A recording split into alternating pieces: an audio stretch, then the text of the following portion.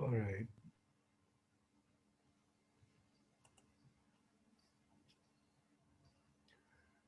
Assalamu alaikum, students. वालेकुम सलाम sir. वालेकुम सलाम sir.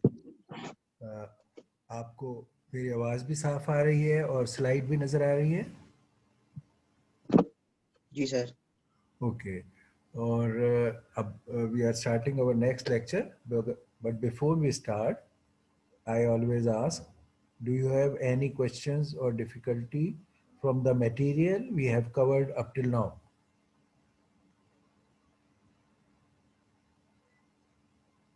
Okay, no problem, no questions, everything is clear?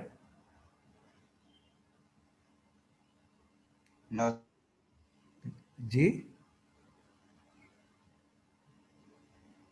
हाँ हाँ, everything is clear? Don't know. Okay, all right, let's continue. हमने yes sir. No sir. Okay हमने अपने last lecture में रिवाइज किया जो हमने पिछले लेक्चर्स में किया था कि भाई गॉसियन मेथड क्या है, गॉसियन जॉर्डन मेथड क्या है, और गॉसियन मेथड को यूज़ करने के सूरत में बैक एवेल्युएशन जो हम करते हैं, यानी उसको बैक सब्स्टिट्यूशन करके जो सॉल्व करते हैं वो क्या है, ये मेन चीज़ों को काइंड ऑफ हमने एग्जाम्पल्स के साथ रिवाइज किया।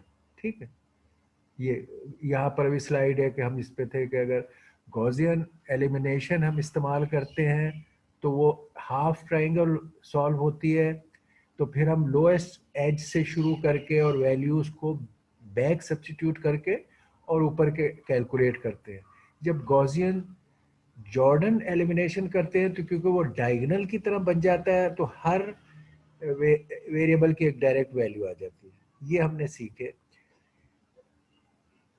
इसको एंड में मैंने खाली ये बता दिया था कि homogeneous linear equations from the type of equations जो हमने अभी तक इस्तेमाल की हैं, हमने अभी तक जो इक्वेशंस डिस्कस की उनके राइट हैंड साइड पर ऑल जीरोस नहीं थे, there were some non zero values.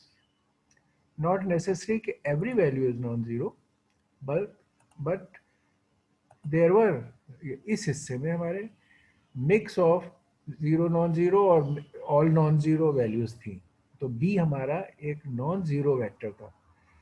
अगर इन्हीं इक्वेशंस में right hand side all zeros हो और बी वेक्टर ऑल जीरो हो तो फिर इन्हीं इक्वेशंस को हम होमोजीनियस इक्वेशन कहते हैं।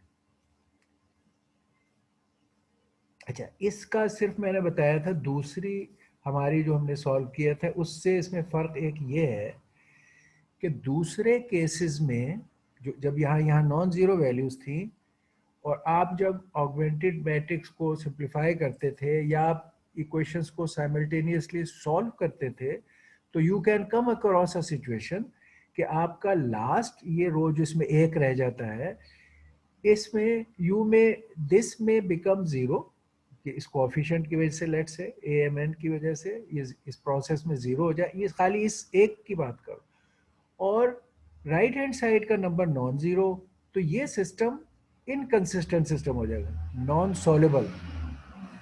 उसमें ये लाइक्लीहुड थी। लेकिन अगर होमोजीनियस इक्वेशंस हैं और इनमें राइट हैंड साइड पे ज़ीरो है तो वो सिचुएशन इनकंसिस्टेंट की इसमें अराइज नहीं हो सकती कि अगर वर्स्ट केस में ये ए एम एन इस कोफिशिएंट प्रोसेसेस से ज़ीरो भी हो जाए तो राइट हैंड साइड भी ज़ीरो है, तो लेफ्ट और राइट हैंड ज़ीरो होना में कोई ख़राबी नहीं है, तो फिर भी ये कंसिस्टेंट होगा।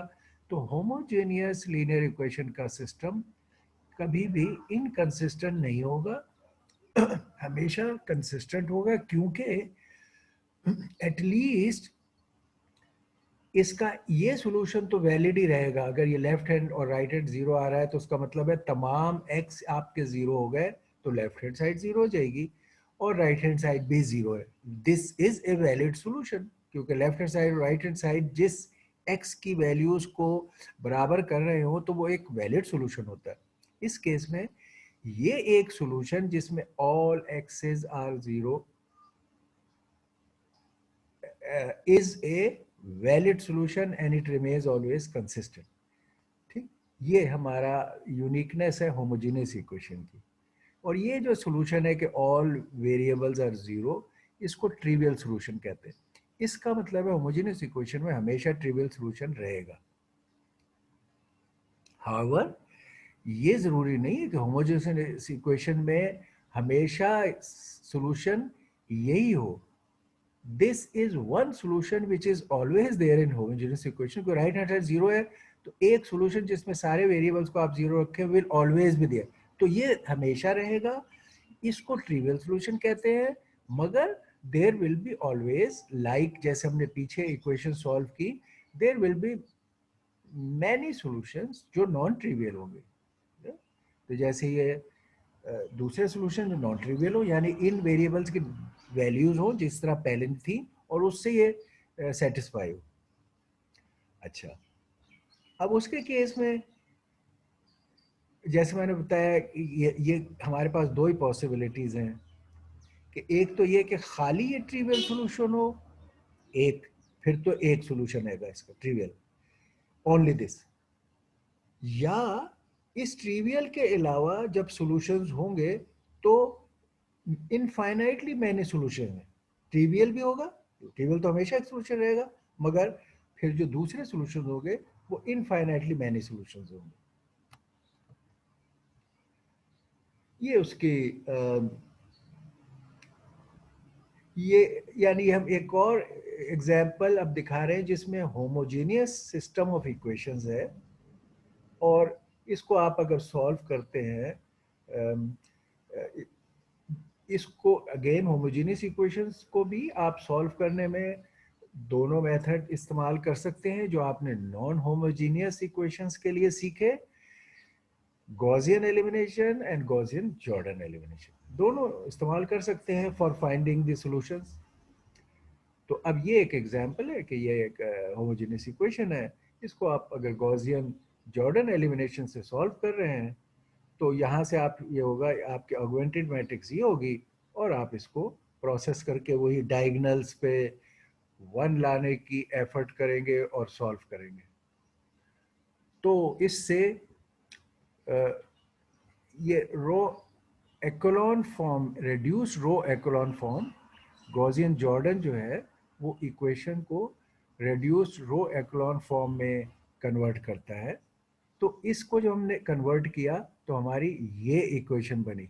वो जो हम डायगोनल्स पे वन ला रहे होते हैं, मैंने आपको वो भी डिस्कस किया था कि अगर आपके number of these variables are more 1 2 3 4 5 और नंबर ऑफ इक्वेशंस 1 2 3 4, तो आपको एक स्टेट डायगोनल टाइप चीज नहीं मिलेगी, क्योंकि वो तो जब दोनों डायमेंशंस बराबर होंगी मैट्रिक्स की, वही only then it is possible. तो इसकी जब आपने रिड्यूस रो एक्लोन फॉर्म हासिल करने की कोशिश की तो आपका एम तो ये था कि आप इधर से वन लेते और बिल्कुल स्क्वायर मैट्रिक्स होती है, एब्सोल्यूट डायगोनल बनता, मगर वो इसमें बन नहीं सकता। इसलिए आपको ये बात नजर आएगी कि इधर वन है, फिर उसके बाद इधर वन नहीं है, फिर नेक्स्ट वन इधर है और फिर इसकी सीध में एक वन है। अच्छा, और फिर अब इसके आगे सपोज ये वन हो सकता था, लेकिन अब वो वाली बात के बाज रोज आपकी इस प्रोसेस में ऑल जीरो हो जाती हैं, ऑल जीरो हो जाती हैं बाज रोज, जैसे कि ये रो ऑल जीरोज हो गई, तो फिर आपका वो जो डायगोनल वाला फैक्टर है वो यहाँ पर भी इफेक्ट हुआ। अच्छा, लेकिन अब वो वाली बात मैंने आपको लास्ट टाइम समझाई थी जब आप लोग अपनी पिछली असाइनमेंट दिखा रहे थे, समबॉडी वाज वरीइंग कि मेरी ये रो ऑल जीरोज हो गई है। तो कोई रो का ऑल जीरोज हो जाना इक्वेशंस को नॉन सॉल्वेबल नहीं बनाता, क्योंकि ये सेटिस्फाई कर रहा है कि अगर आपके सारे वेरिएबल जीरो हो जाएंगे और उनकी रोशनी में ये जीरो होगा तो ये राइट हैंड साइड पे भी जीरो है। अगर ऐसा हो रहा है तो इट इज ओके। फर्क सिर्फ ये होगा कि आपकी ये एक इक्वेशन और एलिमिनेट हो गई और आपके पास कम इक्वेशनें हैं to find the unique value. Unique value जब भी सारे वेरिएबल्स की जब होगी जब आपकी स्क्वायर मैट्रिक्स है और उसका ये डायगोनल बन जाएगा और हर वेरिएबल के अगेंस्ट एक वैल्यू होगी, वो यूनिक वैल्यू होती है। जब आपकी इक्वेशंस की तादाद कम होती है, m स्मॉलर है n से, तो आपको एनीवे यूनिक वैल्यूज नहीं मिलेंगी।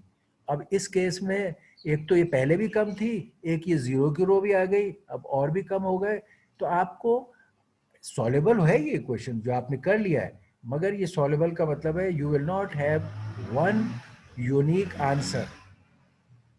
ओके, तो अब इसका सॉल्यूशन जो है वो इस तरह के होंगे कि आपने ये तो जीरो ही हो गया, ऑल इसका तो ऑल जीरो एक ट्रिवियल सॉल्यूशन हो गया, ठीक है। अच्छा, अब आपने इसके बाकी सॉल्यूशन यहाँ से निकालने शुरू किए, तो आपके नामों में ये अब आपका एक वेरिएबल था जो x4, अभी x4 इधर है और x4 और इधर 0 है यहाँ पर, ठीक है।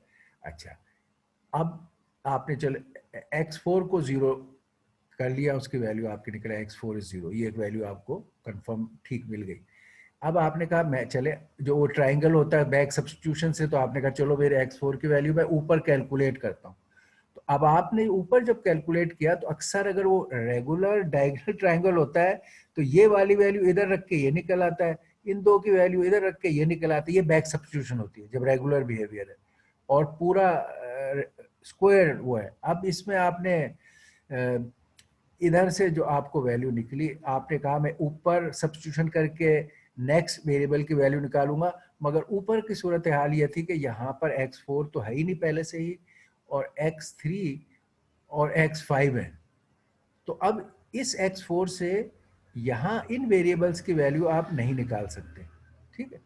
तो आपने अब क्या कहा कि ये x3 is equal to minus x5, ये आपका, तो आपने फिर कहा ओके, अब आपको x5 की वैल्यू भी नहीं पता, तो यू से ओके, यू अस्यूम कि आप एक जनरल वेरिएबल है ये जिसमें आप वैल्यूज रख सकते हो, आपने उसको कहा okay x3 is minus T, यानी अब एक ये जनरल पर्पस आपका, यानी आपने x5 को एक t लिया कि अगर मेरा x5 t हो तो x3 माइनस टी होगा, ये वाला। अब आपने x5 की वैल्यू क्योंकि आप कैलकुलेट यहाँ नहीं कर सकते, तो आपने इसको एक अस्यूम्ड वेरिएबल के लिए लिया और उसके मुताबिक x3 will be minus T. अच्छा, अब हो गया। अब उससे ऊपर आप गए, अब आपने यहाँ वैल्यू कैलकुलेट करनी है, तो फिर आपको ये तो एक नीचे से आ जाएगा, चलो आपने टी नीचे अस्यूम किया हुआ है, टी वाला ये टी इधर आ जाएगा। अच्छा, इधर की वैल्यू आपके यहाँ काम नहीं आ रही, तो इसको भी अब ये चीज बराबर है, राइट हैंड्स पे जाएंगे तो माइनस दिस और माइनस दिस, यानी x1 will be equal to minus x2 and minus x5। अब x5 आपके पास है, t आपने अस्यूम किया हुआ था, तो ये t हो जाएगा, ये माइनस टी इधर, ये t राइट साइड पे माइनस टी, और ये वाला अब आपके पास अगेन नहीं है, इसकी वैल्यू वेरिएबल ही है, इसके लिए आपने एक और नंबर, ये वेरिएबल ही नंबर है, इसके लिए s सपोज कर लिया। तो अब क्योंकि आपको वो यूनिक वैल्यू नीचे बैक सब्स्टिट्यूशन से इसकी वैल्यूज पे रख के इसकी वैल्यू सॉल्व नहीं हो रहे, आपको जब भी कभी आपकी इक्वेशंस की तादाद कम है और वेरिएबल्स की तादाद ज्यादा है तो आपको यूनिक आंसर नहीं मिलेगा और आपको इस तरह ये वैल्यूज एस्यूम्ड वैल्यूज पर आप कैलकुलेट करोगे। अब आपने अब आपने क्या किया है, टी एस को एस्यूम्ड वो वेरिएबल के लिए रखा है। अब ये क्वेश्चन है, आप कोई एक वैल्यू ऑफ एस और टी लो और सॉल्व करो, दूसरी value of S T low solve करो, तीसरी value of S T low solve करो। तो अब ये जनरल सॉल्यूशन है, जो इस तरह जो सॉल्यूशन के अंदर अपने ही वेरिएबल्स आ जाए, ये अब जनरल सॉल्यूशन है और इसमें आप उनकी वैल्यूज रखकर और कॉरस्पॉन्डिंग आंसर्स निकाल सकते हैं। फर्स्ट करें आपने एस और टी का तय किया कि भाई एस इज 3, टी इज 2, तो अब ये x5 will become 2, x3 will become -2, x2 will become, जो आपने s को सपोज किया है, फर्स्ट करो 2 सपोज किया है, और x1 विल बिकम s और t की वैल्यूज को आपने यहाँ पे डालेंगे तो अच्छा ये हल हो गया। दूसरा सेट ऑफ एस टी ले, वो हल हो जाएगा। तीसरा सेट ऑफ, तो you can infinite possible solution और they are called the general solution. Trivial solution जिसमें सारे ट्रिवियल सॉल्यूशन अगर ये आपका एस और टी आप जीरो लो तो सारे ये सारे जीरो हो जाएंगे, तो वो trivial solution for a specific case of this S and T zero trivial solution भी होगा। तो एक trivial solution, large number of general solution if it is a homogeneous thing and आपके number of equations are less than the total number of variables. Okay, ये Gaussian Jordan elimination का खाली concluding आपको यहाँ दिखाया गया है कि जब आप वो अप्लाई करते हो तो आपको एक ये सारी डायगोनल पे वैल्यूज मिल जाती हैं। और इधर गॉसियन जॉर्डन एलिमिनेशन अब हम होमोजीनियस पे कर रहे हैं, हमने पीछे किया, हमने नॉन होमोजीनियस पे तो किया हुआ है, होमोजीनियस पे कर रहे हैं, तो उसमें भी ये वाले सारे आपके डायगोनल पर उसी तरह आ जाएंगे जिस तरह पहले आते थे। और अब ये समेशन ऑफ जीरोस वाले होंगे जो इसमें मौजूद होंगे, और फिर जब आपको इसको इक्विवेलेंट रखेंगे राइट हैंड साइड और लेफ्ट हैंड साइड तो इसका सॉल्यूशन इस तरह का होगा। जस्ट टेलिंग के जो डायगोनल पे मौजूद हैं उनसे अलावा टर्म्स आपके दूसरे साइड पर आपको मिलेंगे। तो ये मैंने आपको ऊपर एक्सप्लेन कर दिया कि अगर homogeneous system of linear equations हो और उसमें अननोन की तादाद ज़्यादा हो इक्वेशन के निस्बत, यानी number of equation is less, unknowns are more, ideally दोनों बराबर होने चाहिए, तो फिर सारे यूनिक सोल्यूशन पे जाते हैं। इस केस में अगर ऐसा जब भी कभी होगा तो आपके इनफाइनाइटली मैनी सोल्यूशंस वाला केस होगा।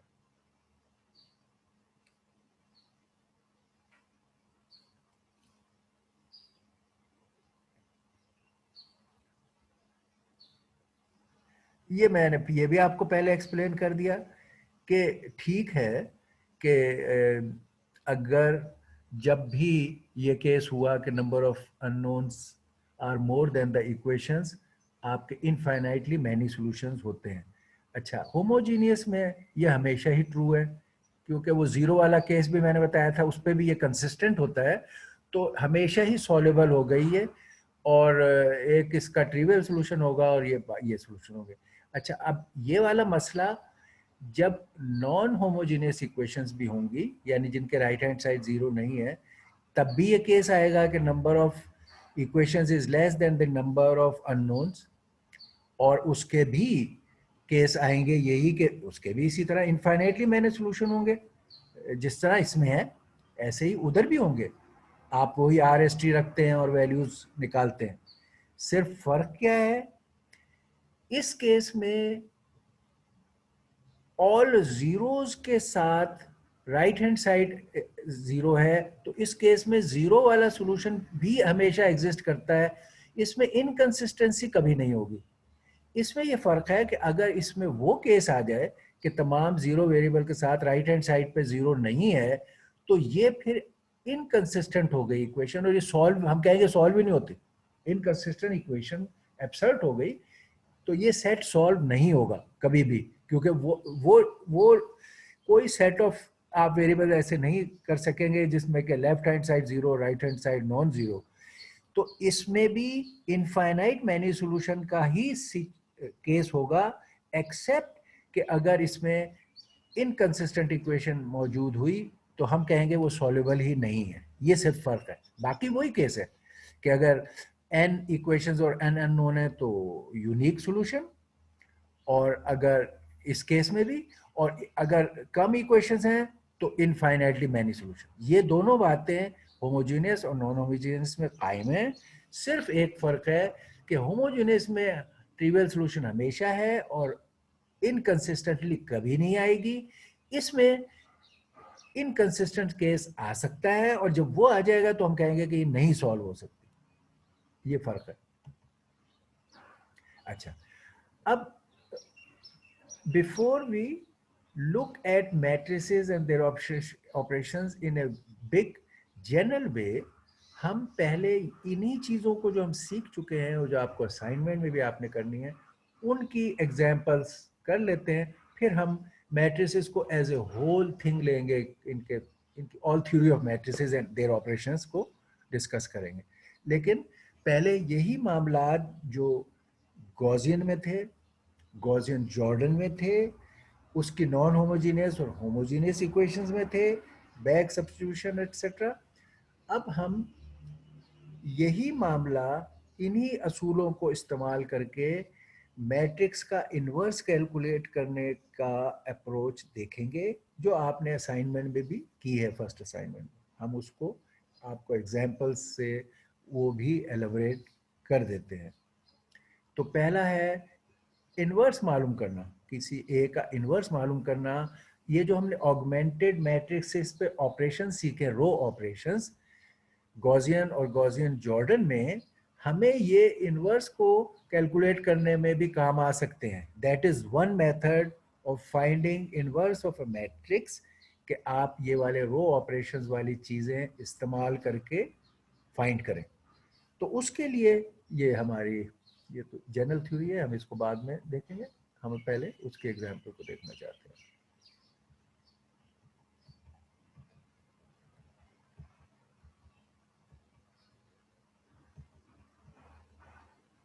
ये इन्वर्स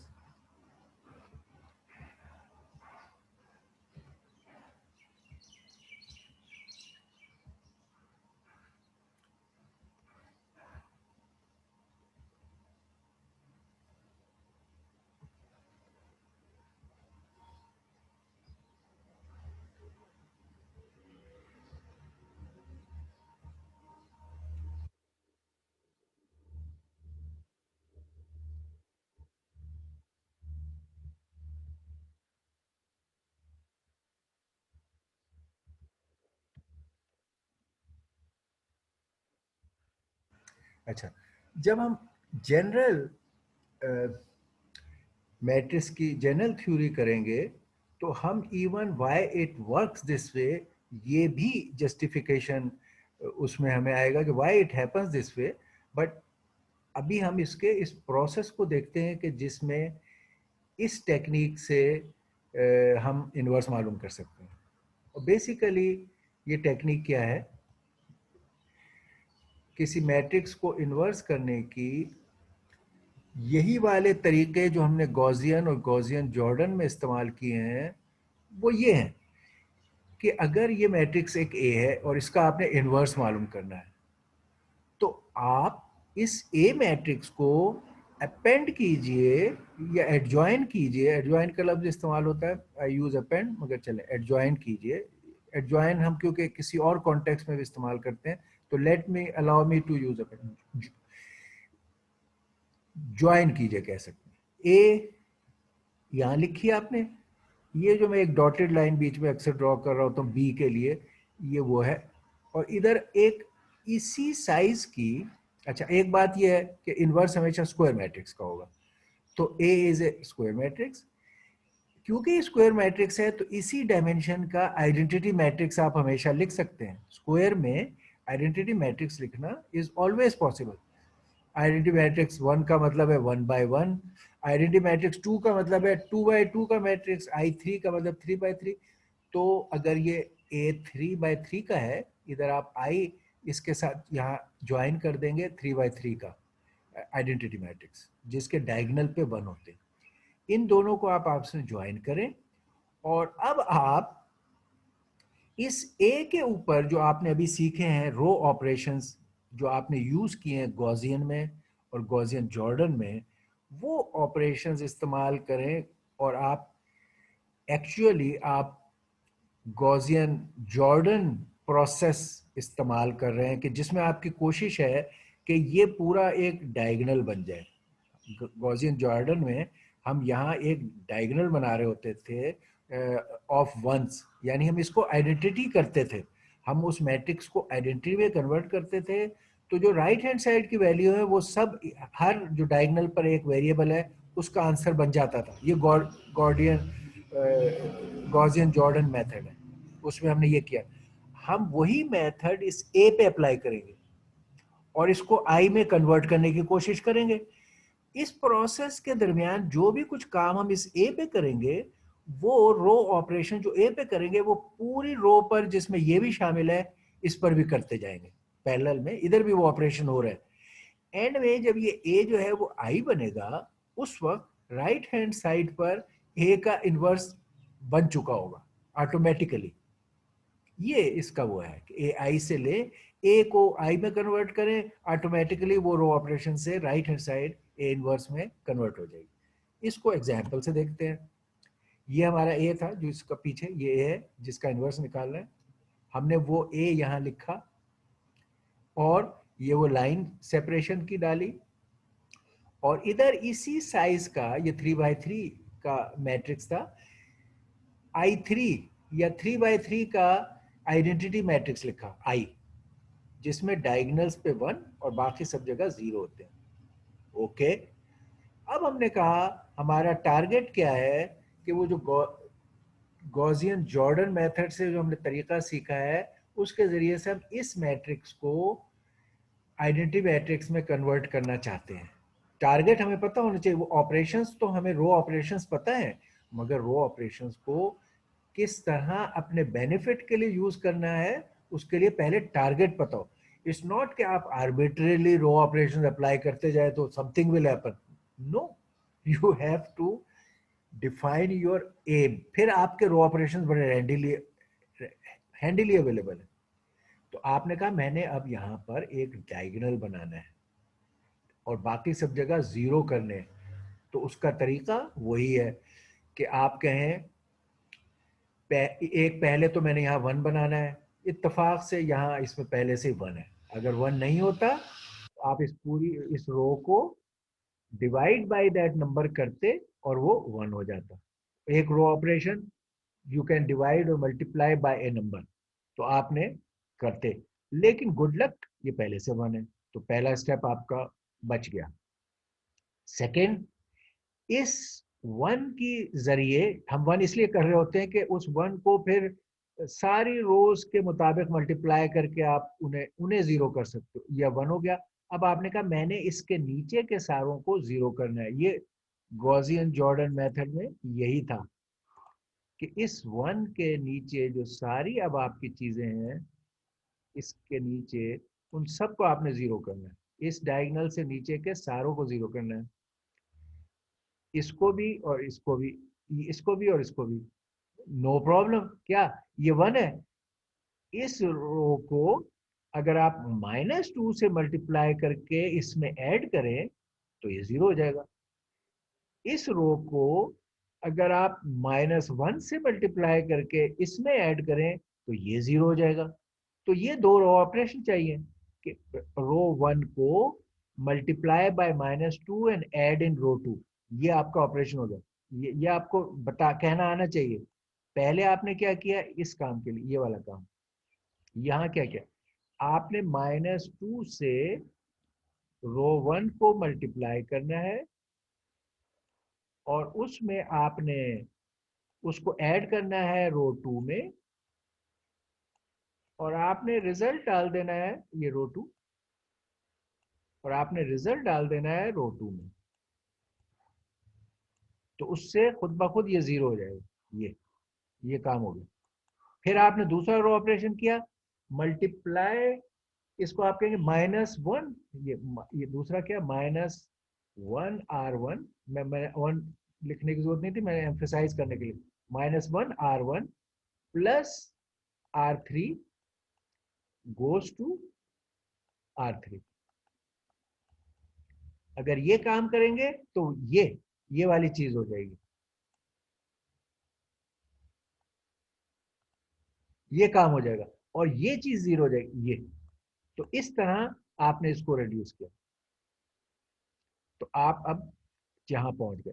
मगर इंपॉर्टेंट बात क्या है यहां पर, अभी जिस तरह पहले यहाँ बी होता था तो जो कुछ भी हम इस पे अप्लाई करते थे, ऑगमेंटेड मैट्रिक्स का मतलब था कि यहाँ पर ए था और यहाँ पे वो बी का वेक्टर था।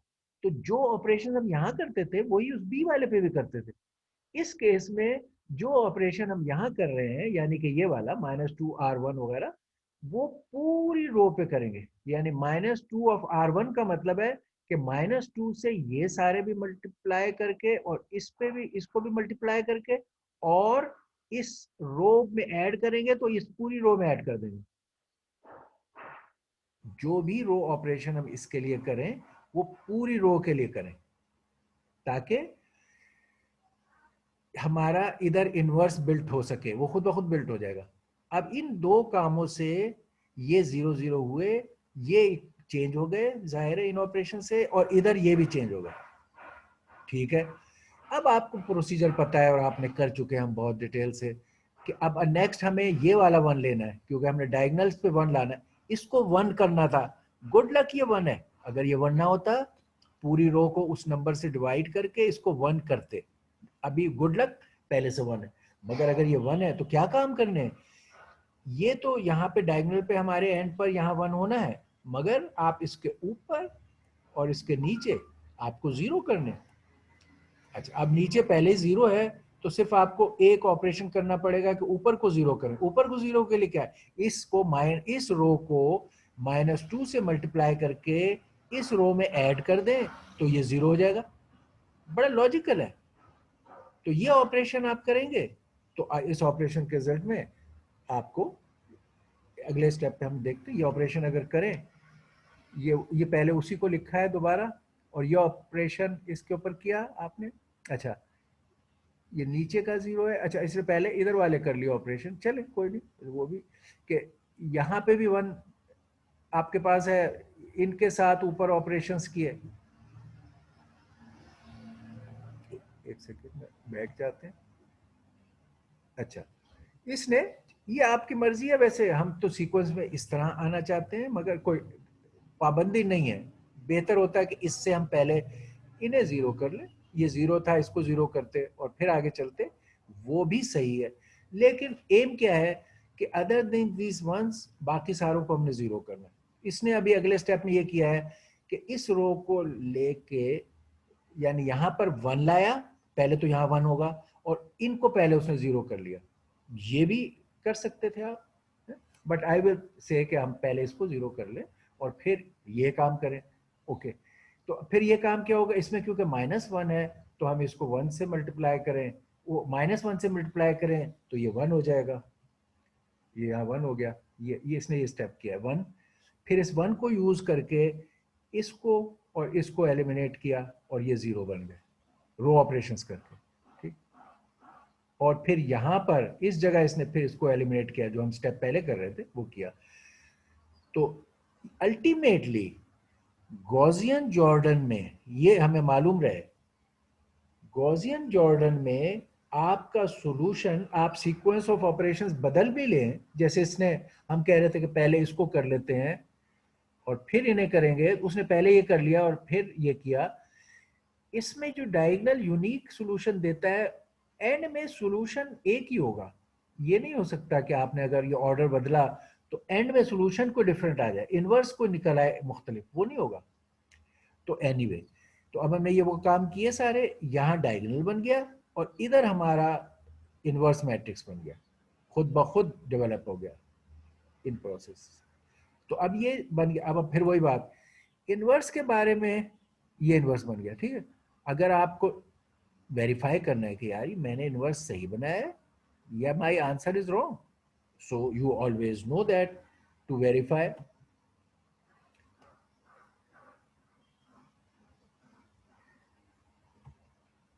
वेरीफाई, ओके, वेरीफाई, कोई भी ए को अगर अपने ए इनवर्स से मल्टीप्लाई करें दिस वे या दिस वे, ए इनवर्स को ए से मल्टीप्लाई करें, ये बोथ वे स्क्वायर मैट्रिक्स है तो ये कम्यूटेटिव है काम, तो आंसर हमेशा आई आता है।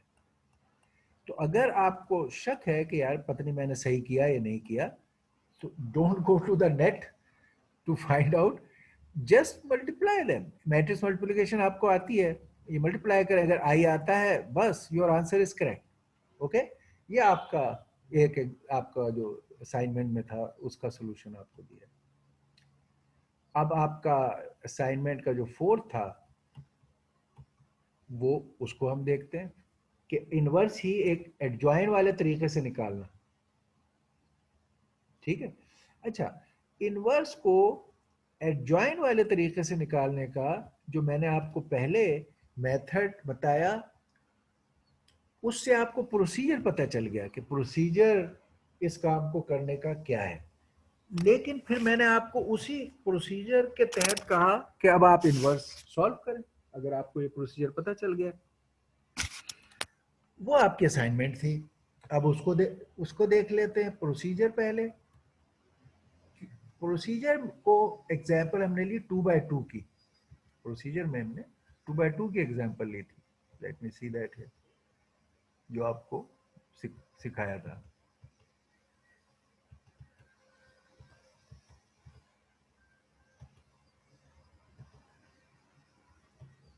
ये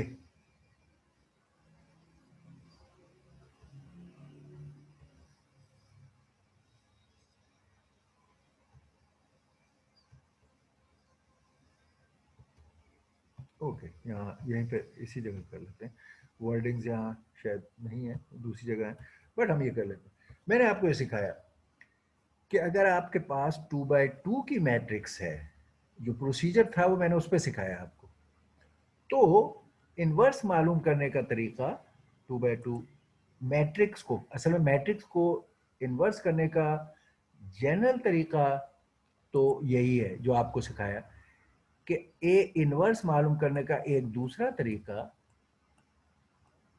ये है कि आप 1 by डिटर्मिनेंट ऑफ ए लें, ए का डिटर्मिनेंट लें और इसको मल्टीप्लाई कर दें एडजॉइंट ऑफ ए से, एडजॉइंट ऑफ ए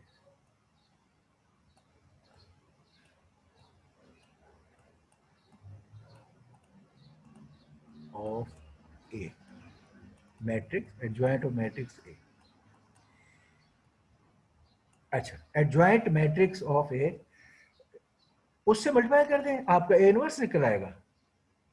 ये ए इनवर्स क्या था कि अगर आपके पास सिस्टम ऑफ लीनियर इक्वेशंस हैं तो आप उसको सिस्टम ऑफ लीनियर इक्वेशंस को a into x equal to B, ये होता है सिस्टम ऑफ लीनियर इक्वेशंस। आपने इसको सॉल्व करना है। आप कहते हो कि मैं दोनों साइडों को ए इनवर्स से मल्टीप्लाई करूं, तो यानी इधर भी मैं इनवर्स से मल्टीप्लाई करूं। ये सिस्टम ऑफ लीनियर इक्वेशंस की रीजनिंग है। मैंने लेफ्ट साइड को भी ए इनवर्स से मल्टीप्लाई किया, राइट साइड को भी ए इनवर्स। जिस साइड पर हम लिख रहे हैं लेफ्ट साइड पे इनवर्स, उसी साइड पे मैं इधर लिख रहा हूँ, राइट दूसरी तरफ नहीं लिख रहा। इधर भी मैं इसके लेफ्ट पे ए इनवर्स लिख रहा हूँ, तो इधर भी मुझे लेफ्ट पे ए इनवर्स लिखना। I can not right it on the right hand side, ये इंपॉर्टेंट है। मैंने ये किया, इन दोनों को मल्टीप्लाई करने से आंसर आई आता है, तो I into X is equal to A inverse into B, A inverse into B. तो आई इज लाइक, अगर ये x एक मैट्रिक्स या वेक्टर है और ये आइडेंटिटी है, तो आइडेंटिटी और इसको मल्टीप्लाई करें तो जिस तरह 1 से मल्टीप्लाई करते हैं हम अपने नंबरों को तो वो नंबर वही रहता है। इसी तरह वेक्टर और मैट्रिसेस में आई मैट्रिक्स से मल्टीप्लाई करते हैं वही रहेगा। तो हम कहेंगे x, ये जो वेक्टर x है जिसमें सारे आपके वेरिएबल्स हैं unknown, this will be equal to A inverse into B. ये इसकी अहमियत है कि जब आपने इक्वेशंस को सॉल्व करना है तो ये वेक्टर फाइंड करना है। इस साइड पे भी वो एक आपको वेक्टर मिल जाएगा जो आपके आंसर्स होंगे। उसके लिए आपको ये जो कोएफिशिएंट ऑफ इक्वेशन का जो मैट्रिक्स,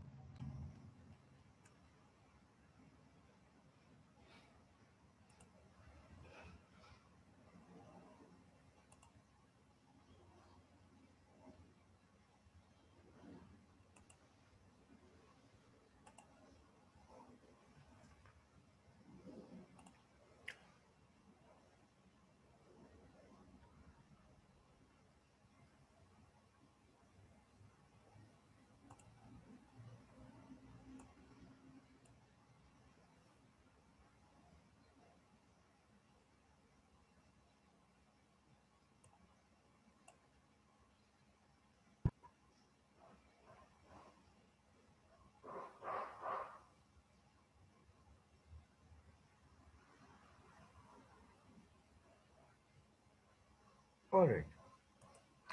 अच्छा, तो हमें इसे सॉल्व करने के लिए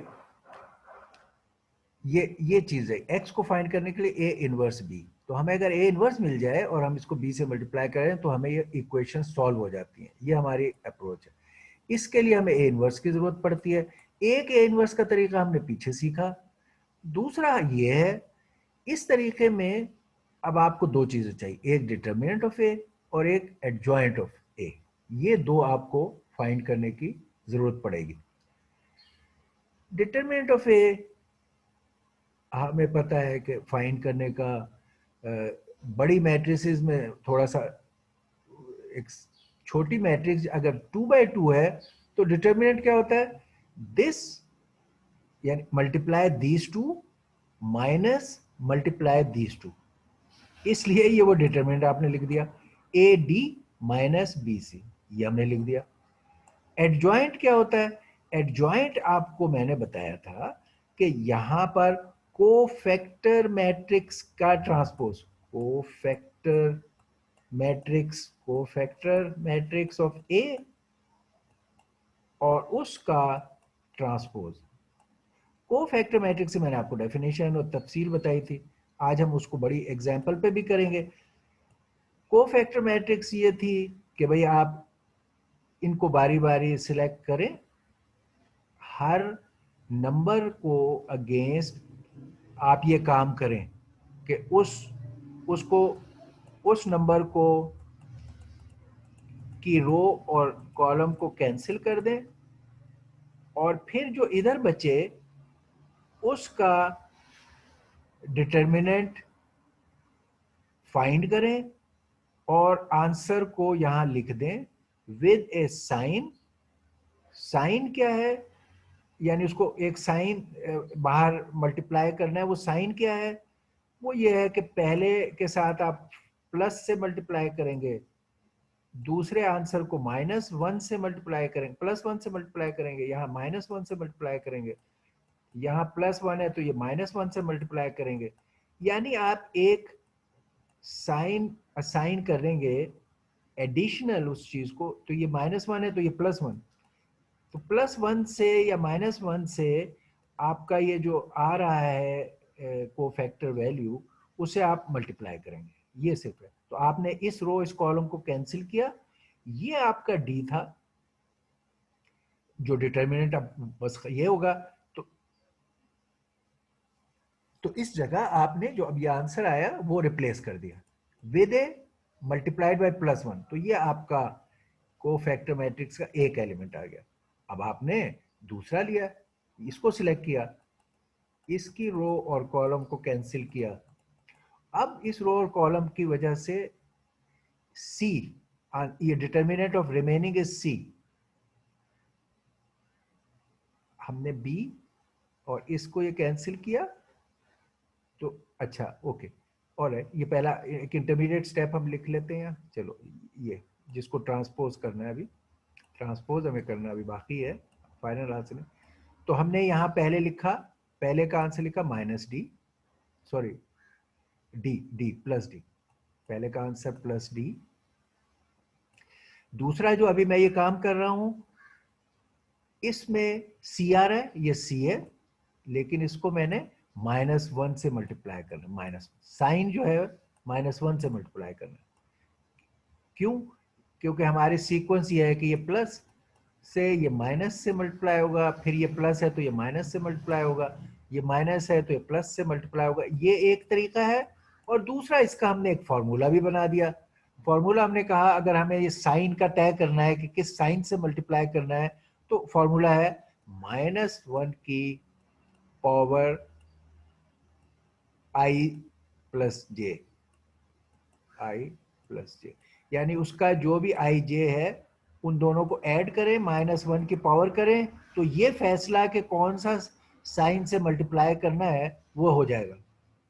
वो खुद ब खुद, ये 1 है तो 1 से ये -1 का 1 + 1 2 होगा तो ये प्लस होगा, और अगर ये 1 2 है तो इस सम करने से 3 आएगा, -1 का 3 है तो माइनस होगा। या आप अल्टरनेट साइंस की असूल इख्तियार कर लें, या ये -ij से करके आप तय करें किससे करना है। तो ये हो गया।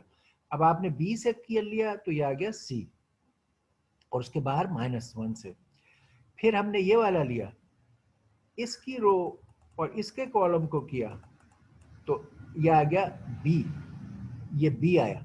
अब इसके लिए साइन कौन सा मल्टीप्लाई होगा, ये 2 1 है तो -1 का 2 + 1 से होगा माइनस, तो ये -1 से मल्टीप्लाई होगा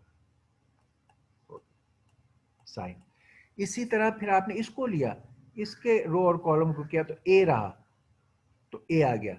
साइन क्या होना चाहिए वो हम देख सकते हैं, ये 2 है ये एलिमेंट, तो 2 + 2 से 4 होगा, -1 का 4 प्लस, तो ये +1 से मल्टीप्लाई होगा, तो ये हो गया।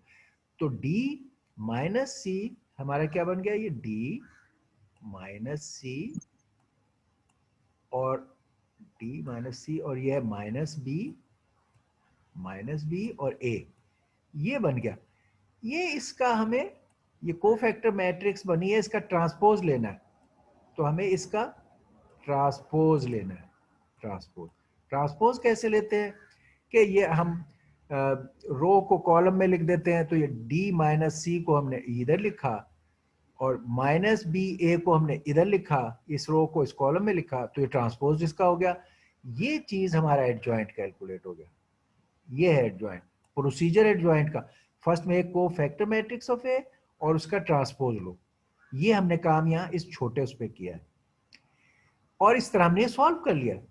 और आपको असाइनमेंट में यही चीज 3/3 पे दे दी कि अब आपकी ये इक्वेशन 3/3, असूल बिल्कुल यही लगने थे, उस पर यही असूल लगने थे, मगर सिर्फ फर्क क्या होना था कि जब 3/3 है तो जब आप इसको ये कैंसिल कर रहे हो तो यहाँ पर एक सिंगल नंबर नहीं रहेगा, यहाँ पर एक 2/2 का डिटर्मिनेंट होगा जिसको आप सॉल्व करोगे, बस ये एक फर्क। अगर 3 का है, अगर 4 का है तो फिर आप वो 4/4 के डिटर्मिनेंट को सॉल्व करोगे।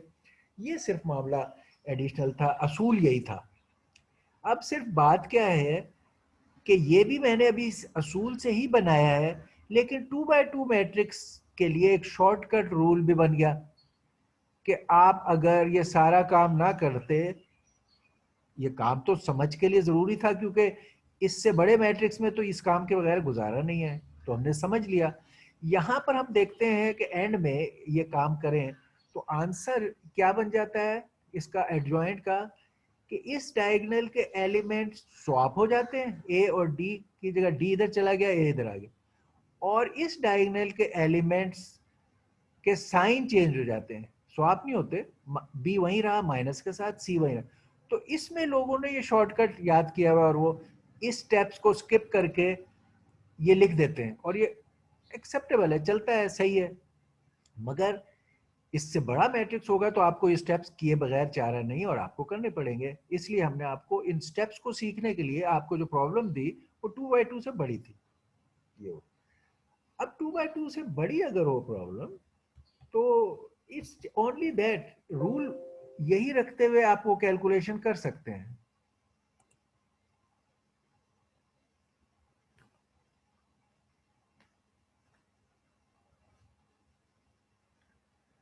अच्छा, यही रूल्स रखते हुए हम वो कैलकुलेशन कर सकते हैं 2/2 से बड़ी हो तो।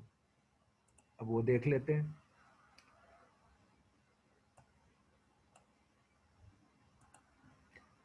ये डिटर्मिनेंट्स भी, जो बड़ा डिटर्मिनेंट होगा उसको भी आप ये करते रहे हो। जो अभी हम कोफैक्टर मैट्रिक्स की बात कर रहे थे, ये कोफैक्टर का कॉन्सेप्ट आप डिटर्मिनेंट में इस्तेमाल किया हुआ है आपने in your college algebra.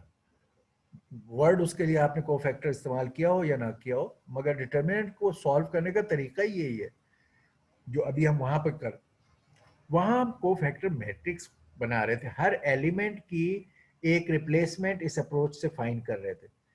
Cofactor का यूज डिटरमिनेंट में होता है कि किसी एक रो या कॉलम पर ये एक्टिविटी करते हैं, ये एक फर्क है। और डिटरमिनेंट में फाइनल आंसर एक नंबर आ जाता है, उसमें आप हर उस पर हर एलिमेंट का जो आंसर है वही लिख देते थे और पूरी मैट्रिक्स कायम रहती थी। ये बस फर्क है, अदरवाइज तरीका इससे बहुत मिलता है। तो लेट्स सी के डिटर्मिनेंट्स में हमने जो ये कैलकुलेट करने का तरीका बड़े डिटर्मिनेंट्स का सीखा था कॉलेज अलजेब्रा में, वो क्या था, वो है यहाँ इस्तेमाल होना है आपके इस सवाल में भी, वही रिवाइज होना है। तो अब इसको देख लेते हैं कि व्हाट इज दैट।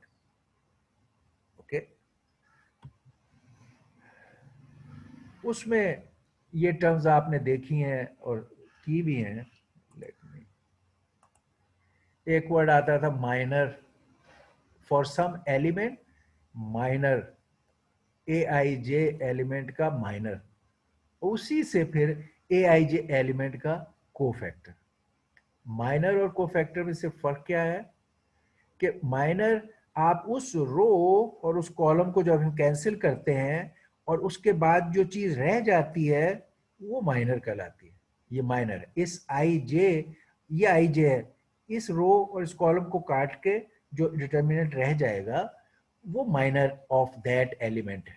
ठीक है, अब उस माइनर के साथ सिर्फ एक चीज साइन, जैसे मैंने अभी पीछे बताया, साइन क्या होगा, वो साइन या तो ऐसे तय होता है जहां बना दिया, पहले के लिए +1 से मल्टीप्लाई होगा, दूसरे -1 से, +1 से, -1 से, +1 से। एक ये तरीका है जो आप कर सकते हो। दूसरा, उसके लिए रेगुलर उन्होंने कह दिया साइन तय करना है तो -1 का i + j करो, जो भी एलिमेंट है उसके i j हमेशा है आपके पास है।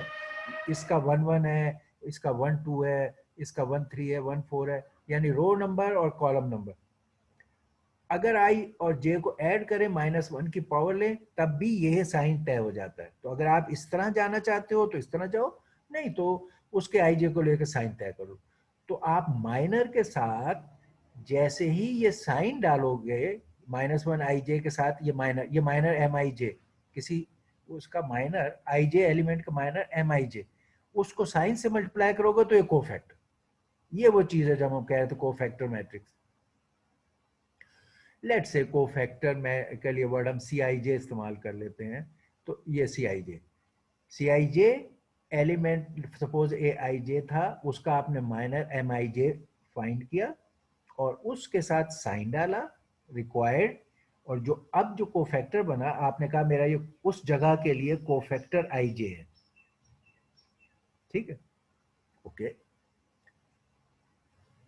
ओके। अब हम पहले डिटर्मिनेंट में इसको देख रहे हैं कि डिटर्मिनेंट में क्या होता है। यही असूल इस्तेमाल करके minor of entry A11 is M11, ये अभी हम टर्मिनोलॉजी भी साथ इस्तेमाल करना चाहते हैं। ये एलिमेंट A11 है और इसको रो और कॉलम को काट के जो ये चीज रह जाएगी ये M11 है, माइनर ऑफ एलिमेंट A11। तो ये हमने रो कॉलम इसका कैंसिल किया, दिस इज अवर माइनर। ये अभी डिटर्मिनेंट के केस में हम कर रहे हैं, तो ये डिटर्मिनेंट, इसका डिटर्मिनेंट निकालें तो ये 5 × 8 - 6 × 4 16। तो 16 is the minor of this element. ये जो A11 था, इसका ये जो माइनर है ये 16 के बराबर है। अब कोफैक्टर A11 का कोफैक्टर क्या होगा? A11 का कोफैक्टर लेट्स से C11 है, उसका नाम आप रख रहे हो, वो क्या है? वो कुछ भी नहीं है, माइनर जो है M11, उसके साथ आप साइन से मल्टीप्लाई कर दें तो कोफैक्टर बन जाता है। साइन फाइंड करने के लिए या तो वो चेकर बोर्ड साइनों का बना ले, या आप -1 की पावर ये ले लें, जो भी एलिमेंट है i j, इसका क्या है 1 और 1, तो -1 का 1 + 1 करें तो ये पावर 2 उसके प्लस हो जाएगा, तो ये sign will be plus. Of course checker board भी बनाएंगे तो पहले एलिमेंट का प्लस है, फिर माइनस, फिर प्लस, इस तरह। तो इससे मल्टीप्लाई करें तो अब ये जो चीज बनी 16+, ये कोफैक्टर है, क्योंकि साइन प्लस रहा तो कोफैक्टर भी 16 ही है। This is how you calculate the cofactor. जब आप डिटर्मिनेंट सॉल्व करते हैं तो ये आप किसी एक रो या कॉलम के लिए ये कैलकुलेशंस करते हैं और उन्हें ऐड करते हैं। ठीक, अब एक जनरल एग्जांपल बता देते हैं। ये तो इस कॉर्नर वाली थी, इट इज नॉट कि आप हमेशा इस कॉर्नर का करते हो, किसी भी नंबर का डिटर्मिनेंट में माइनर और कोफैक्टर सॉल्व किया जा सकता है इस असूल पे।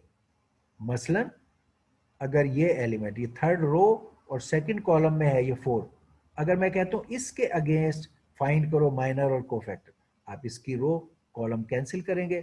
अब आपका ये रह जाएगा माइनर 3 और 6, इधर -4 और 2, ये माइनर, तो -3 2 जो है वो ये होगा, ये this into this minus this into this 26, ये माइनर आ गया। इस एलिमेंट का माइनर ये है, इस एलिमेंट का कोफैक्टर उसी माइनर के साथ साइन तय करो, -1 पावर, ये थर्ड रो सेकंड कॉलम में है, तो इसका आई जे जो है वो 3 2 है, ये 3 2 था एलिमेंट, तो 3 + 2 -5, तो ये ऑड नंबर है तो माइनस, तो minus of that will be -26। तो अब हम देख रहे हैं कि हम किसी भी नंबर का एलिमेंट का कोफैक्टर कैलकुलेट करना जानते हैं। अच्छा, अब डिटरमिनेंट फाइंड करना इन माइनर्स के तरीके से या कोफैक्टर के तरीके से डिटरमिनेंट कैसे फाइंड करते हैं किसी मैट्रिक्स का, वो ये है कि आप कोई एक रो या कॉलम सिलेक्ट करते हैं और उनके साथ ये काम करते हैं। तो हमने इस केस में फर्स्ट रो सिलेक्ट की। अब जब डिटरमिनेंट फाइंड करना होता है तो हम क्या करते हैं, इनमें से कोई भी रो या कोई भी कॉलम एक सिलेक्ट करते हैं, उनके नंबरों को इस कोफैक्टर से मल्टीप्लाई करते जाते हैं, और आपको सिर्फ एक रो या एक कॉलम के अगेंस्ट जो फाइनल आंसर आता है वो आपका आंसर होता है डिटरमिनेंट में। तो हम ये काम, अगर हमें ये डिटरमिनेंट सॉल्व करना था तो हमने पहली रो पर कहा, हमने फैसला किया A11, A12, A13, बस इसके माइनर्स इस्तेमाल करने, तो इनको अपने माइनर्स से मल्टीप्लाई किया along with the sign, minor with sign यानी कोफैक्टर से, इनको अपने कोफैक्टर से मल्टीप्लाई किया, कोफैक्टर में साइन भी आ जाता है, और ऐड किया तो डिटरमिनेंट निकल आया। That is how you find any determinant. आप ऐसे 3/3 को हमने दिखा दिया, आप 4/4 का भी कर सकते हैं, आपके सवाल में 4/4 का है, ओके, यही असूल चलेगा। अब 3/3 के लिए अगर इस असूल को इस्तेमाल करें, आपने कहा मैंने टॉप रो इस्तेमाल करनी है, तो आपने कहा 3 और फिर इसका यहाँ पर ये माइनर और उसके साथ साइन, तो ये करके 3 इंटू ये, फिर आपने कहा ये, इसके लिए साइन आपने 1 है मगर साइन -1 से मल्टीप्लाई किया, ये देखिए -1, ये साइन का हो गया। अब ये सिर्फ माइनर यहाँ लिखना है, तो ये करके ये सिर्फ माइनर लिखना है और उसको सॉल्व करना है।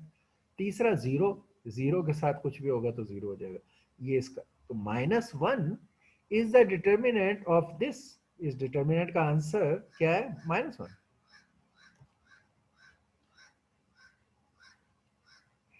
ये अब मैंने आपको बताया कि you can choose any row any column for calculating determinant by this way.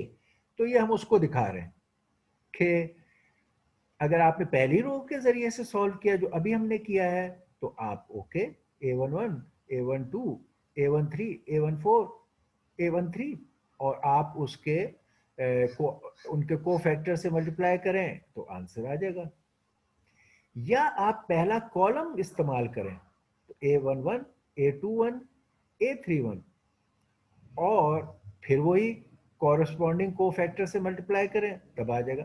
तो आप first row, second row, third row, first column, second column, third column, किसी एक को लेकर ये तरीका इख्तियार करें तो आपका सेम आंसर ऑफ डिटरमिनेंट आ जाएगा। ये इसी बात को जनरलाइज तरीके से लिख दिया कि AIJ में C1J और ये करके आप कर दें, या A1J में फर्स्ट रो ले रहे हैं और ये आप फर्स्ट कॉलम ले रहे हैं, तो ये I की वैल्यूज उसमें डलती जाएंगी और कोफैक्टर आता जाएगा। ये वाले मामले को जनरलाइज तरीके से लिख दिया, कोफैक्टर एक्सपेंशन। अब आप ये यहाँ पर आपका वो था ये कि डिटरमिनेंट के लिए, जैसे अब 3/3 पे ये काम हुआ है, 3/3 पे काम हुआ है, अभी हमने किया है, -1 आया, यही 4/4 पे भी हो सकता है ऐसे ही। हाँ, अब आपके पास क्योंकि कोई भी रो और कोई भी कॉलम चूज करने का ऑप्शन है, तो यू शुड बी स्मार्ट। ये आप अब कहने को, अगर यहाँ सारी जगह नंबर हो तो this calculation can get little bigger, देखिए 3 के लिए आपको ये कैलकुलेशंस करना पड़ी, अगर ये 4 हो जाएंगे तो आप का ये वेक्टर फिर 3 by 3 का होगा, जिसको ऐसे इस तरीके से आप करोगे तो 2 लेवल ऑफ दिस वर्क हो जाएंगे कि जब 3 by 3 का होगा तो हर एक एलिमेंट के लिए आपको ऐसा कैलकुलेशन करनी पड़ेगी, काम थोड़ा बढ़ जाता है। मगर इफ यू आर क्लेवर, आपने काम को मुख्तसर रख सकते हैं। और वो क्या, आपके पास चॉइस है तो यू चूज सच अ रो और कॉलम जिससे आपका मिनिमम काम हो।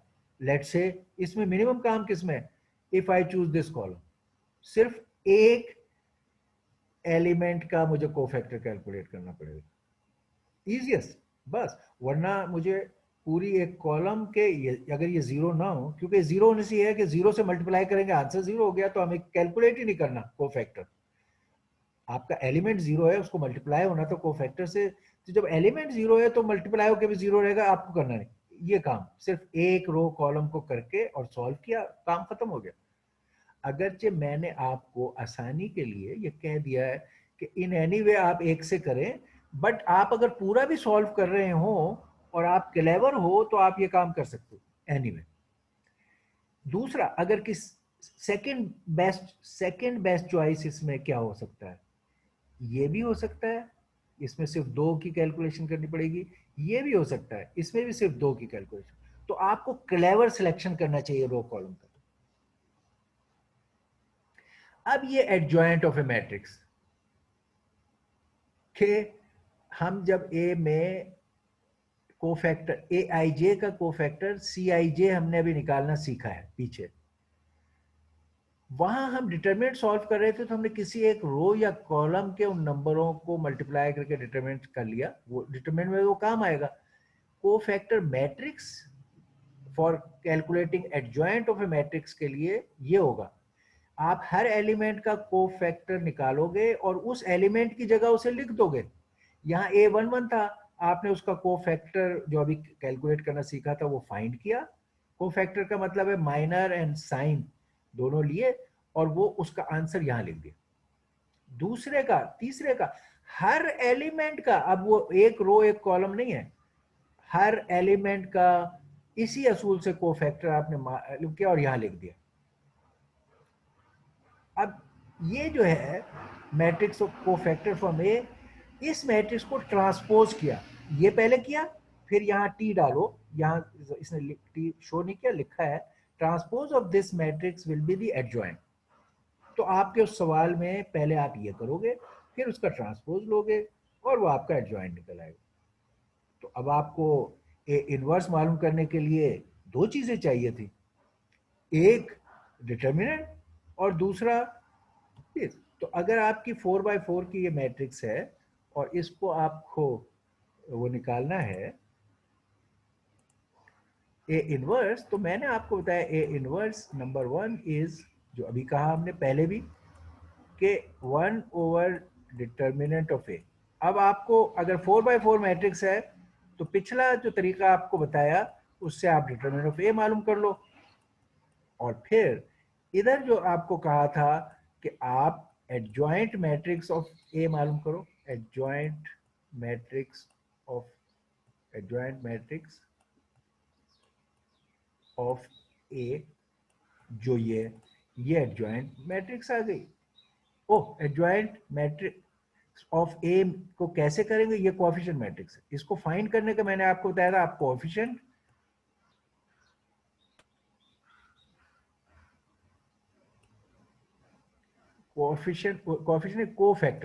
कोफैक्टर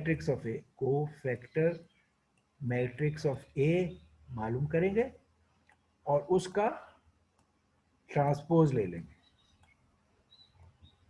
ट्रांसपोज, ये भी हम मैट्रिक्स है तो इस तरह लिख देते हैं। तो एडजॉइंट मैट्रिक्स ऑफ ए मालूम करने के लिए कोफैक्टर मैट्रिक्स ऑफ ए और उसका ट्रांसपोज, ये कोफैक्टर मैट्रिक्स है, इसका आप ट्रांसपोज लें तो ये एडजॉइंट निकल आया।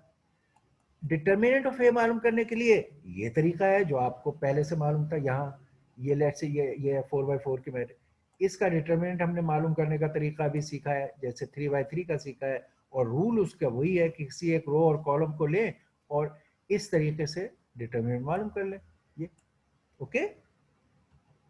तो दैट इज ऑल जो आपको दिए थे। ये डिटरमिनेंट आपको पहले निकालना आते थे, हमने एडजॉइंट की डेफिनेशन आपको बता दी थी, एग्जाम्पल दिखा दी थी, उसको इस्तेमाल करके आपने कर एनीवे अब आपको सब उसकी डिटेल की रीज़न भी बताइए कि ऐसा क्यों है और कैसे है। काम तो आपको पहले ही आता था। Alright, any question? ये हमने आपका असाइनमेंट सॉल्व किया है, ओके जिसका आप ही आपका वो भी होगा। Alright. अच्छा, आपने इसका एक सॉल्यूशन लास्ट हमारी लैब के बाद अगले दिन सबमिट किया था, ऑलराइट? डिड यू उस असाइनमेंट का आप लास्ट लैब में, लास्ट ट्यूटोरियल में जब आपकी एवेल्यूशन हो रही थी तो you did not have, you had not solve it, तो हमने आपसे कहा आप नेक्स्ट डे 12 तक उसे सॉल्व करके सबमिट कर सकते हैं। आपने सबमिट किया है, नेक्स्ट डे सबमिट कर दिया है इसका सॉल्यूशन? बोलो भाई, हेलो जी मुजीब, आपने नेक्स्ट डे सबमिट किया उसका सॉल्यूशन जो हमने आपको फर्स्ट असाइनमेंट दी थी और कहा था कि do it next day, submitted? Mujeeb, hello, are you there Mujeeb? Hello Mujeeb, are you there? जी Mohsin, Mohsin hello, hello Mohsin, are you there? Rashid,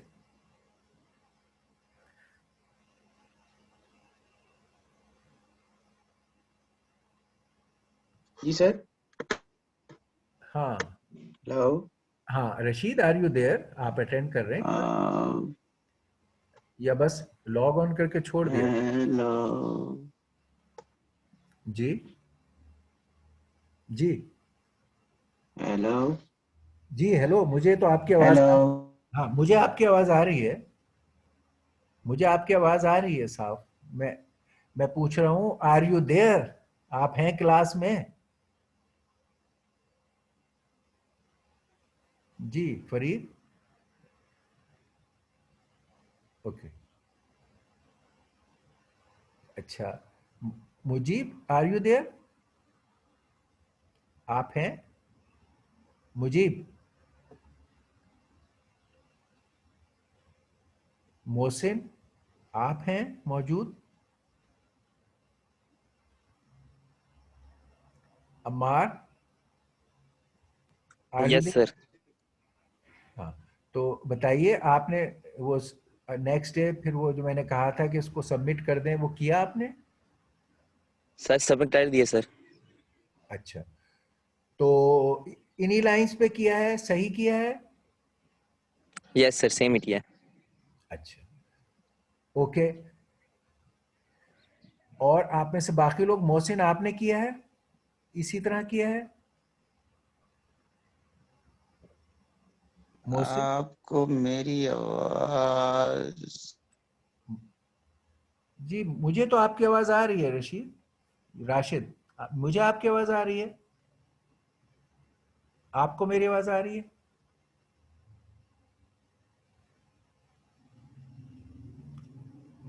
अच्छा, Tayyab, Tayyab hello. Yes sir. Sir yes आपको सर। मेरी आवाज आ रही है? जी राशिद, मुझे तो आपकी आवाज आ रही है, आपको मेरी आवाज पहुंच रही है? यस सर, आ रही है।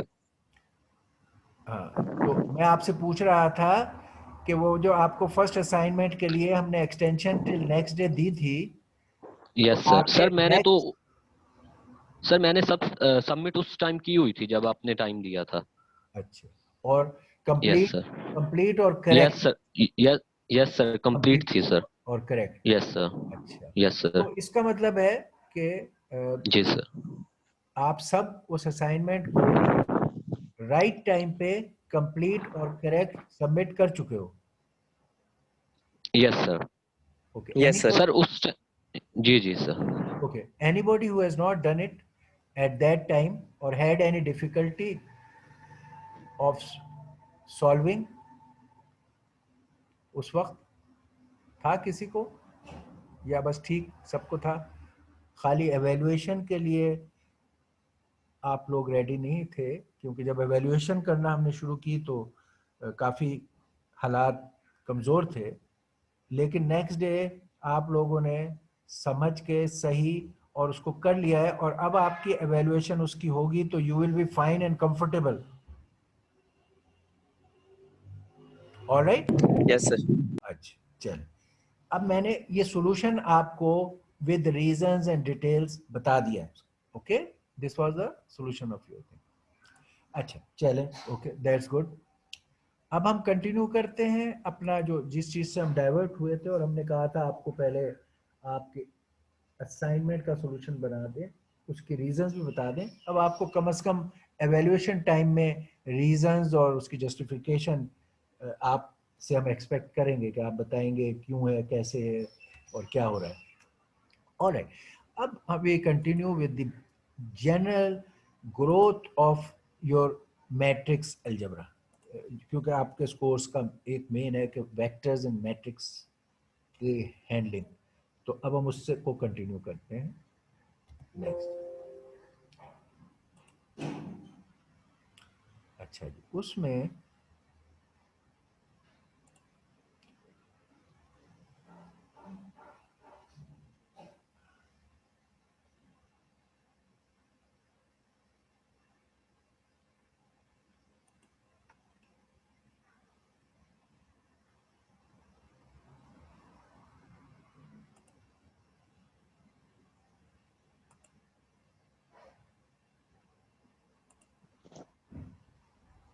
सर आपको मेरी आवाज आ रही है? जी आ रही है आपकी आवाज मुझे,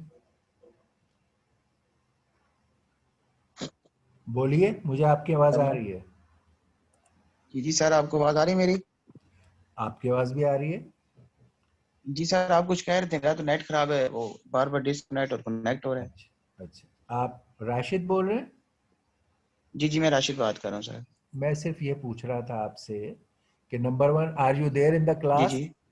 नंबर टू, आपने yes sir, of course, definitely. Assignment जो दी थी प्रोजेक्ट वन, असाइनमेंट वन, क्या आपने वो नेक्स्ट डे जी जी। कंप्लीट समझ के साथ सबमिट कर दी थी? जी सर, बिल्कुल कर दी थी मैंने। ओके, और अब आप उसको इन लाइंस पे जो आपको अभी समझाए हैं रीजनिंग, आप उसको नेक्स्ट उसमें एक्सप्लेन कर सकोगे, अंडरस्टैंडिंग शो कर सकोगे, ठीक है? जी सर। ओके, बस ये आपसे पूछना था। तो ऑलराइट, गुड, फाइन।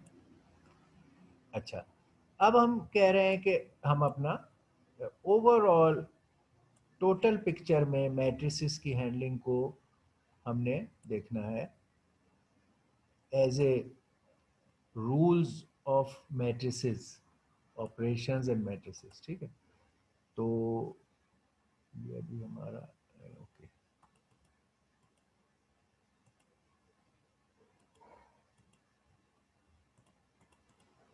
उसमें ये वाली चीज़ें जो आपने अभी की हैं ये आएंगी क्योंकि हमने मैट्रिक्स की ऑपरेशंस किए हैं, मगर अब ये टोटल कॉन्सेप्ट में बिगर पिक्चर ऑफ मैट्रिसेस के तौर पर आप उन चीज़ों को देखोगे, टू इंटीग्रेट दीज पार्ट्स जो आपने अलग अलग अभी सीखे हैं, कुछ वो सीखोगे और फिर उसको आगे एक्सटेंड करेंगे।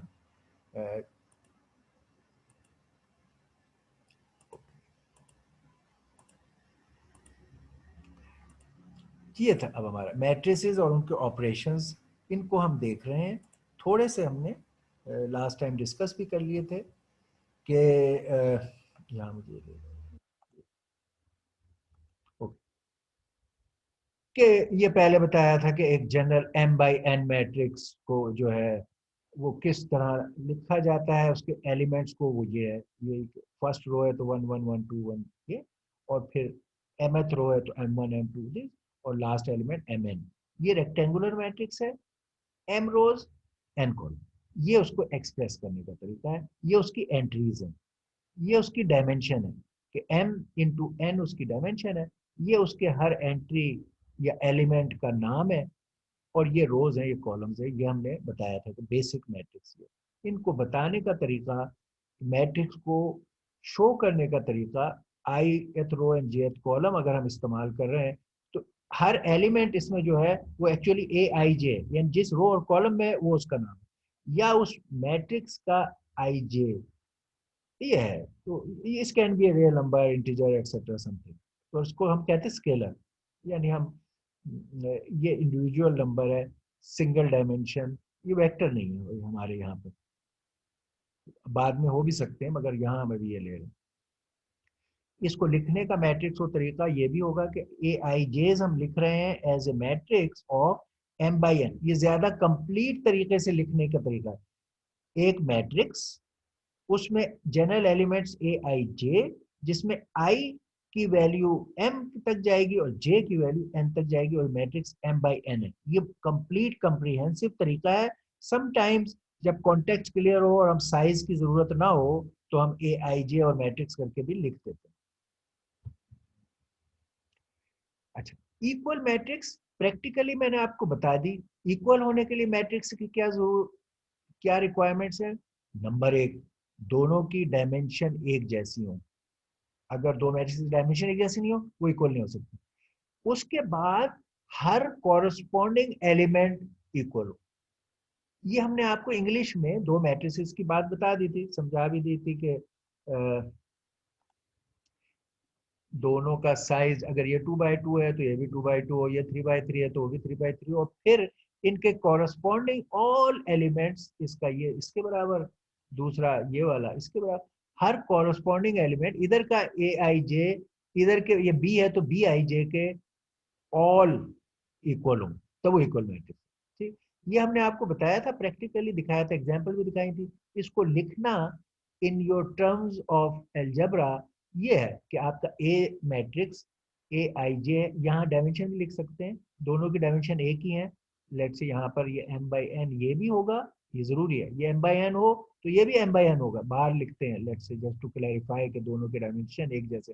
स्क्वायर होना जरूरी नहीं है मगर डायमेंशन दोनों के एक होना जरूरी। ए आई जे मैट्रिक्स है जिसका साइज m बाई n है, और बी आई जे के साथ मैट्रिक्स है जिसका साइज m बाई n है, ये सेम साइज है, ये शर्त है।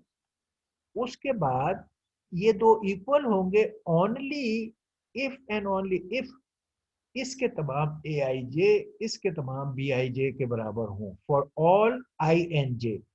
इस बात को इस तरह कहना आपको एज ए एल्जेब्रिक पर्सन इस तरह कहना आना चाहिए, और आपको जब कहा जाए कि okay okay define what will the two matrices equal, you have to say in these terms and you have to understand in these terms when somebody else is giving you something in your question। Exam के question में आपको बातें कहीं इस तरह से जाएंगी तो आपको ये टर्मिनोलॉजी समझना जरूरी है।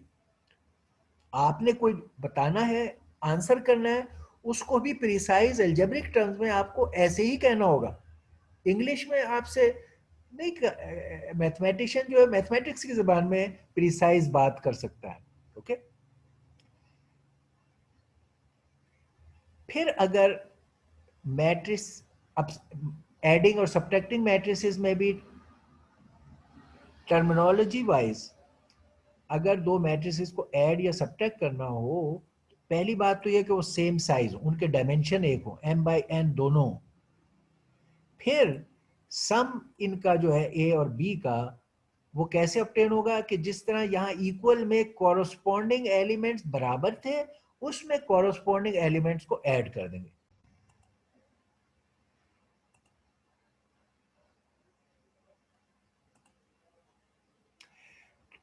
वो ऐड में कॉरस्पॉन्डिंग एलिमेंट्स यानी A I J plus B I J, A I J of this वहां था A I J is equal to B I J, इसमें है ए I J plus B I जे, हर एक का आई जे एलिमेंट को add करके will be, let say suppose some matrix, आप कह रहे हो A matrix plus B matrix is equal to suppose C matrix, अगर है आप नाम सी दे रहे हो तो आप कहोगे सी आई जे, सी मैट्रिक्स का आई जे हर के यानी कॉरस्पॉन्डिंग एलिमेंट्स ऐड होके उसकी कॉरस्पॉन्डिंग लोकेशन में चले जाएंगे, यानी इसका ये इसमें ऐड होगा और इसके इसी जगह सी के उसमें चला जाएगा, ये ऐड या subtract.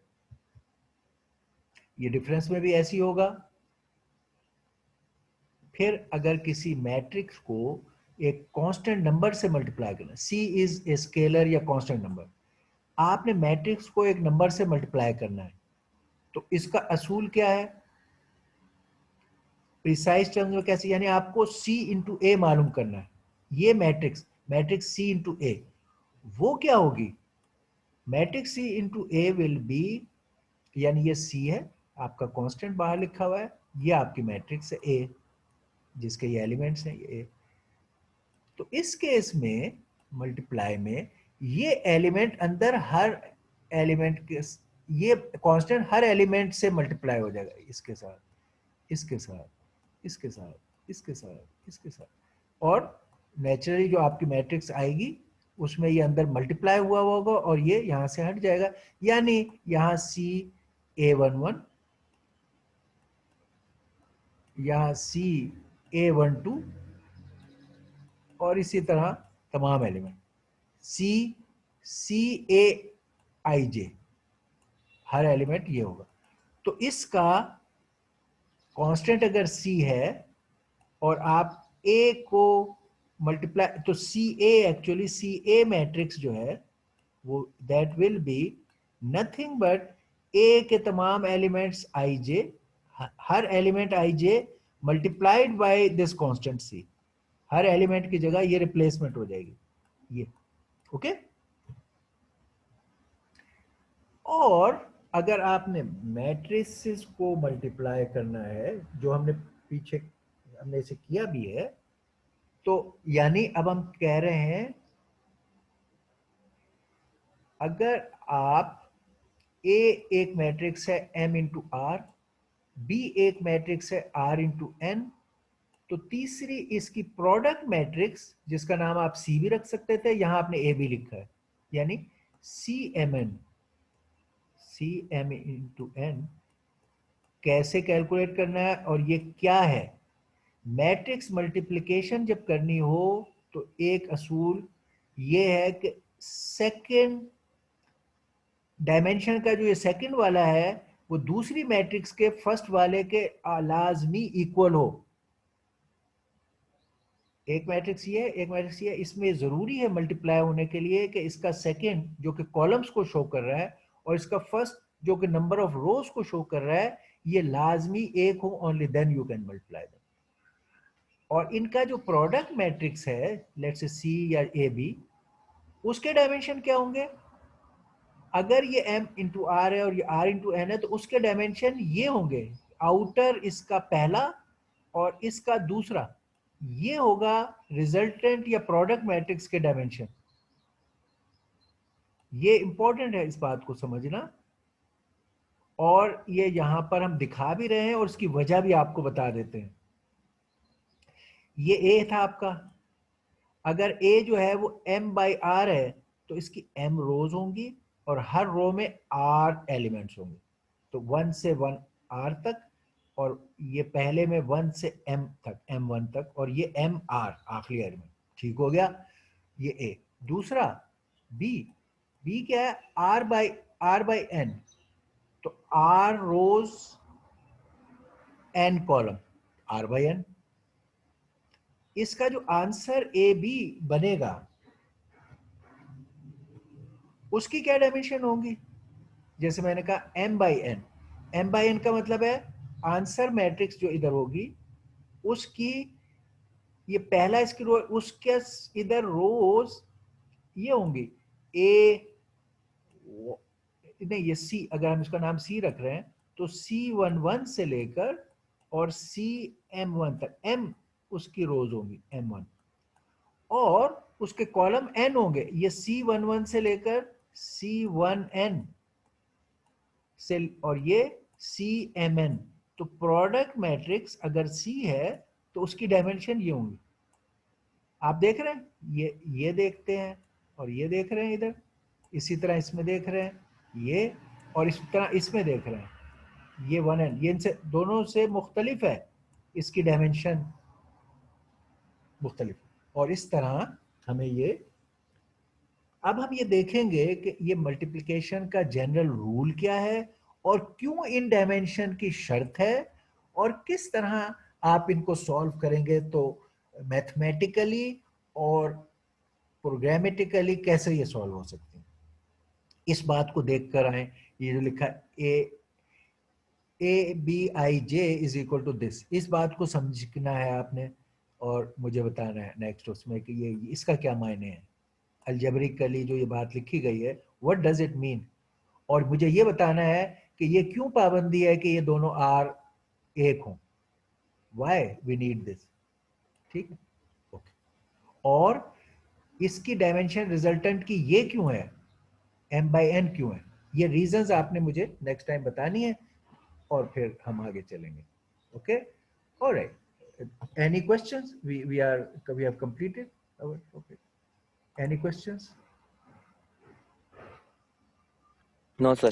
Okay, thank you, see you later.